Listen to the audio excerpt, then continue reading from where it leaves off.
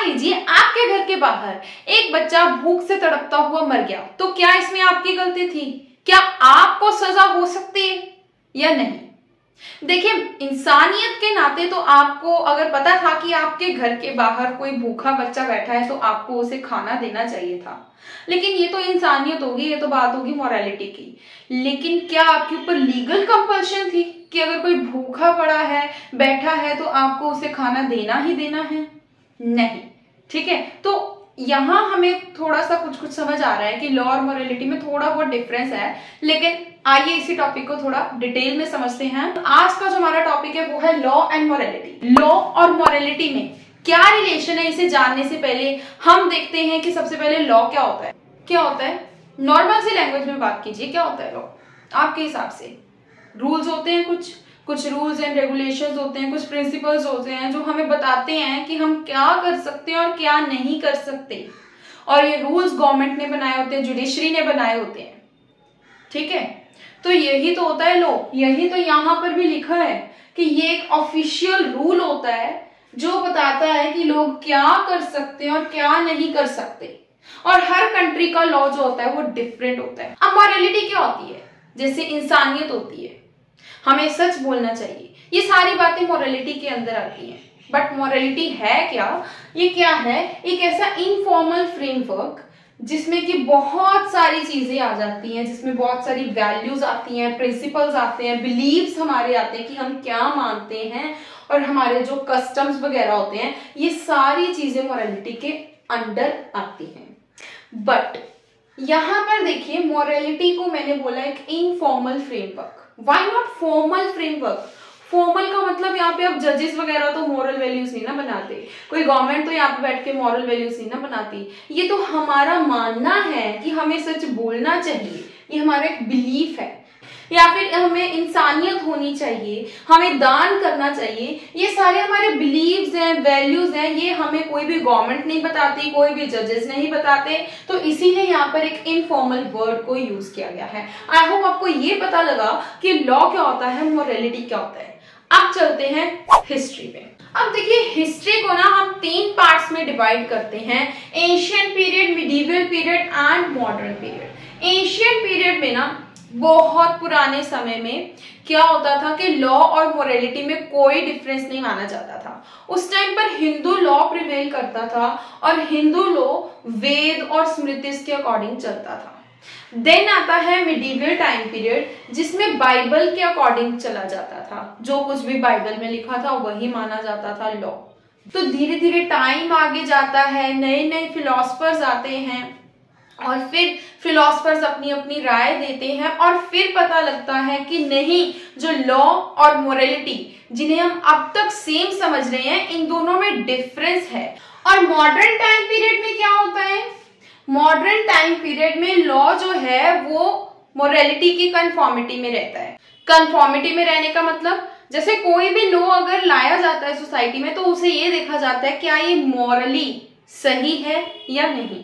अगर वो सही होता है तो उसे लेके आया जाता है, अगर नहीं सही होता तो उसे भाई नहीं लेके आया जा सकता सोसाइटी में।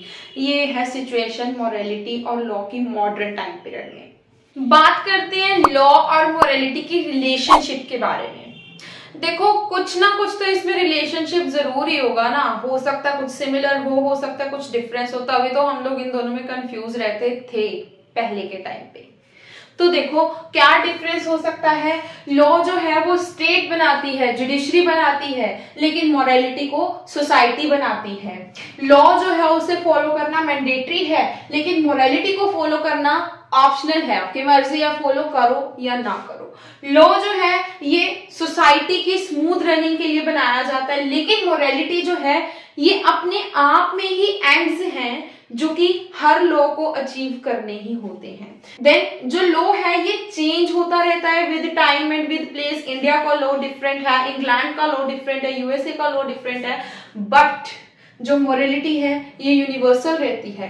अच्छा, टाइम के साथ भी लॉ चेंज होता है। पहले इंडिया में कुछ और लॉ था, अब कुछ और लॉ है, बट मोरालिटी तो वही रहती है ना। पहले भी ये मोरालिटी थी कि हमें सच बोलना चाहिए, और अब भी ये मोरालिटी है कि हमें सच बोलना चाहिए। तो ये यूनिवर्सल रहती है। लॉ जो है इसके यूनिफॉर्म सिचुएशन है, मतलब इंडिया में लगा है तो सभी के ऊपर बराबर ही लगेगा, सभी के ऊपर बराबर अप्लाई होगा। लेकिन जो मोरालिटी है ये सिचुएशन के हिसाब से चेंज होती रहती है। जैसे इसमें एक छोटी सी एग्जांपल लेते हैं, हमें सच बोलना चाहिए, ठीक है, तो ये तो हो गई एक मोरालिटी।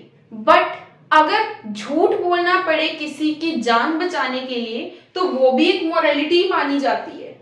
तो ये एज पर सिचुएशन जो मोरालिटी है वो चेंज हो सकती है, बट जो लॉ है उसकी एप्लीकेशन यूनिफॉर्म ही रहती है। अब लॉ जो है उसे अगर हम फॉलो नहीं करेंगे तो पनिशमेंट मिल सकती है, बट मोरालिटी को अगर हम फॉलो नहीं करेंगे then no repercussions, no punishment. अब ये लॉ और मोरालिटी में डिफरेंस क्या है वो तो समझ में आता है, लेकिन सिमिलैरिटी क्या है जिसकी वजह से हम कंफ्यूज होते हैं। तो देखो ना, लॉ और मोरालिटी कुछ इस तरीके से दिखते हैं। देखो ये जो है ये लॉ है और इधर वाला जो है ये मोरालिटी है। मतलब कुछ एरिया ऐसा है जहां पर ये दोनों ओवरलैप करते हैं और कुछ एरिया ऐसा है जहां पर लॉ डिफरेंट है और मोरालिटी डिफरेंट है। नहीं समझ में आया तो चलिए एक प्रैक्टिकल एग्जांपल से समझते हैं। तो देखिए लॉ के अकॉर्डिंग नॉन वेज खाना गलत है क्या? बिल्कुल भी गलत नहीं है, आप खा सकते हैं। लेकिन मोरालिटी के अकॉर्डिंग नॉन वेज खाना गलत होता है, ठीक है। तो यहाँ पर ये दोनों डिफरेंट है। एक और एग्जांपल देखिए, मर्डर करना लॉ के अकॉर्डिंगली भी गलत है और मोरालिटी के अकॉर्डिंगली भी गलत है। यहां पर ही एग्जैक्टली यहां पर दोनों जो है वो ओवरलैप कर रहे हैं और इस पॉइंट के ऊपर दोनों में डिफरेंस है। आई होप आपको ये समझ में आया कि क्या सिमिलैरिटी है। तो कुछ एरिया लॉ का ऐसा है जो कि मोरालिटी के साथ ओवरलैप करता है। अब देखो लॉ और मॉरल्स के रिलेशनशिप को हम 3 एंगल से पढ़ सकते हैं। पहला है morals as the basis of law, दूसरा morals as the test of law, तीसरा morals as the end of law. चलिए पहले के बारे में बात करते हैं। देखो जितने भी लॉज है ना उन सबका ओरिजिन मॉरल्स ही होते हैं। देखो पहले तो मॉरल्स को ही लॉ माना जाता था और फिर जो स्टेट है उन्होंने क्या किया कि जो चीजों को मॉरली करेक्ट माना जाता है ना उसी से ही लॉज फ्रेम करने शुरू करे। तो मॉरल्स जो है वो लॉ का बेसिस है। दूसरा है morals is the test of law, मतलब कि जब भी लॉ लाया जाता है तो उसे देखा जाता है कि क्या ये लॉ मॉरली करेक्ट है या नहीं। अगर कोई लॉ मॉरली करेक्ट होता है तभी उसे कानून बनाया जाता है, अगर नहीं होता तो उसे हम कानून नहीं बना सकते। मान लो मर्डर करना, क्या किसी का मर्डर करना हम इसे लॉ बना सकते हैं? नहीं बना सकते। क्यों? क्योंकि ये मॉरली करेक्ट नहीं है, इसलिए हम इसे लॉ भी नहीं बना सकते। सो मॉरल्स जो हैं लॉ को टेस्ट करने के लिए भी एक बेसिस रखा जा सकता है। और तीसरा है morals is the end of law, मतलब जो लॉ है जितने भी लॉज हैं उन सबका एंड क्या है? मॉरल्स को अचीव करना। लेक्चर को यहाँ तक देखा है तो पसंद तो आ ही रहा होगा। लाइक कर दीजिए, शेयर कर दीजिए और चैनल को सब्सक्राइब करना मत भूलना। मुझे इंस्टाग्राम पे भी फॉलो कर लो। और हाँ, पेड नोट्स आर अवेलेबल, आप मुझसे इंस्टाग्राम के ऊपर कांटेक्ट करके ये नोट्स ले सकते हैं। चलो अब देखते हैं डिफरेंट स्कूल्स की क्या अप्रोच थी लॉ एंड मोरालिटी को लेकर। देखो जो नेचुरल स्कूल था ये तो कहता था कि लॉ और मोरालिटी सेम है, इनमें कोई डिफरेंस नहीं है, जो लॉ है वो मोरालिटी है, जो मोरालिटी है वो लॉ है।